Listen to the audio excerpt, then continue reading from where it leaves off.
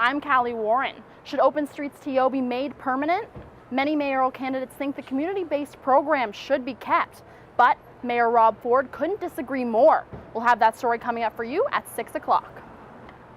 Since parking along Johnson and Brock Streets has been eliminated to make way for bike lanes, downtown drivers say finding a spot to park is nearly impossible.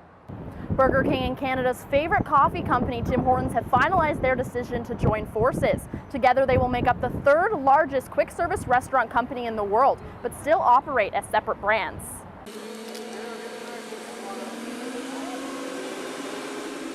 You're looking at one of 6 sculptures being placed on the floor of the St. Lawrence River. The park is the first of its kind in Canada and is expected to attract divers from across the globe. This gives them an alternative while they're here so they can see the shipwrecks and then also spend some time on these sculptures exploring. The concrete statues were created by Dave Sheridan, a retired teacher from Thousand Island Secondary School.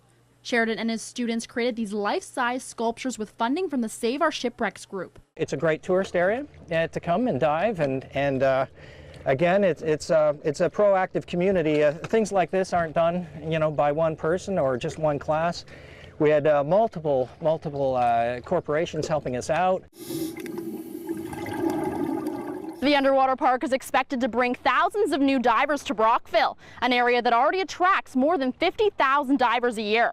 This offering today actually provides yet another unique offering for the divers, takes some pressure off the dive sites or the older ships, and provides another promotional attribute in terms of attracting the divers to the best freshwater in the world. Along with being the best water in the world, the park also serves as a memorial for all the divers and sailors lost in the river. Callie Warren, CKWS Newswatch, Brockville. Police have now finished canvassing the park behind me and determined that it is safe for children to play in. Authorities are urging parents to use caution when bringing their kids to public parks in Toronto. From Josephsburg Park, I'm Callie Warren.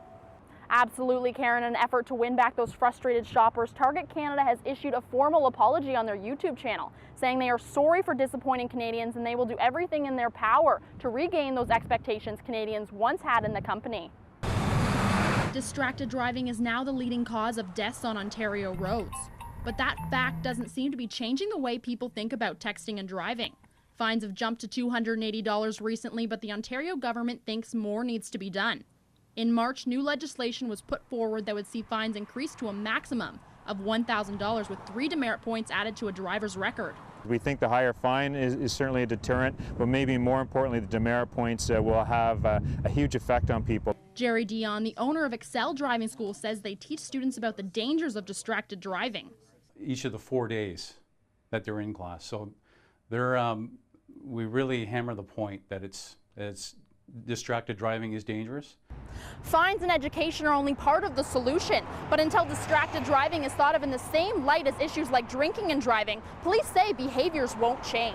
It should be a social faux pas. It should not be accepted in society, just like it was decades ago in regards to impaired driving and also not wearing your seatbelt. Not only are you putting yourself in danger, but you're risking the lives of others. People we spoke with seem to agree. Texting and driving is pretty reckless, actually. I think it's extremely dangerous. People need to be focusing on their driving. I've been in the car with some friends, and even though nothing happened, but he was texting and we just automatically started drifting off into the curb. It's not just even people checking their phones, they don't even look at the road, they just completely text without thinking about it.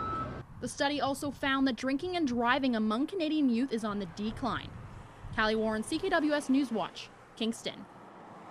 Since it has been announced that the shark in Lake Ontario was a hoax by Discovery Channel, Ontario's Premier Kathleen Wynne has expressed concern about these kind of marketing stunts and has asked companies to be more careful with their ads. At Parrots Bay, I'm Callie Warren. Since the ALS Ice Bucket Challenge went viral less than a month ago, the organization has already raised more than $88 million. What started out as an alternative to donating has quickly turned into the symbol for raising money for ALS research. I've been nominated and I've already donated, so let's go.